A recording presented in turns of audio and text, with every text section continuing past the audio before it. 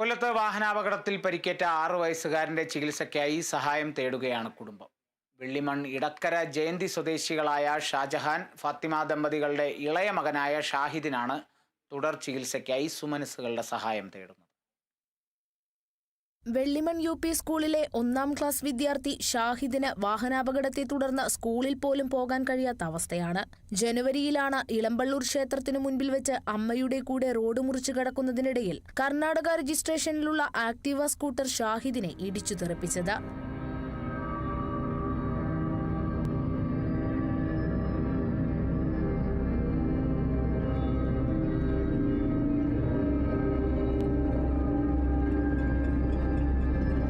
ഇടിച്ച വാഹനത്തിലുള്ളവർ ആശുപത്രിയിൽ വന്നെങ്കിലും ഒരു ദിവസത്തെ ആശുപത്രി ചിലവും മൊബൈൽ നമ്പറും കുടുംബത്തിന് നൽകി അവിടെ നിന്ന് മുങ്ങുകയായിരുന്നു.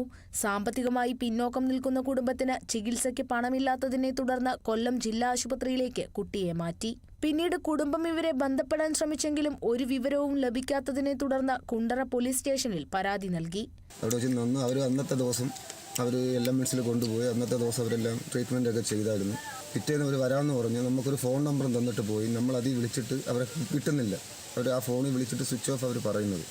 എൻ്റെ ഇക്കായും എൻ്റെ ആങ്ങളെ ചെറുക്കനും കൂടെ വന്നപ്പോഴത്തേക്ക് ഒരു ചെറിയൊരു മുറിവല്ലേ ഇത്, ഡോക്ടർ പറഞ്ഞ് നല്ല പൊട്ടലുണ്ട് കുഞ്ഞിൻ്റെ ഇതിൻ്റെ അകത്ത്, കേസ് എടുക്കണമെന്ന് പറഞ്ഞപ്പോഴത്തേക്ക് അവർ പറഞ്ഞില്ല, ഞങ്ങൾ പിറ്റേന്ന് രാവിലെ തന്നെ വരാം, നിങ്ങൾക്ക് ഈ നമ്പറിൽ വിളിച്ചാൽ മതി എന്ന് പറഞ്ഞു. അന്ന് ഞങ്ങളെ ഫോണിൽ പൈസ ഇല്ലായിരുന്നു വിളിക്കാൻ. ഇതിനകത്ത് വീട്ടിൽ വന്ന് ചാർജ് ചെയ്തപ്പോഴത്തേക്ക് അവരെ ഫോണിൻ്റെ അകത്ത് താൽക്കാലികമായിട്ട് ഇല്ല കർണാടക ഭാഷയാണ് പറഞ്ഞുകൊണ്ടിരിക്കുന്നത്. പിന്നെ ഞങ്ങളുടെ കയ്യിൽ സാമ്പത്തികമായിട്ടൊന്നും ഒന്നുമില്ല.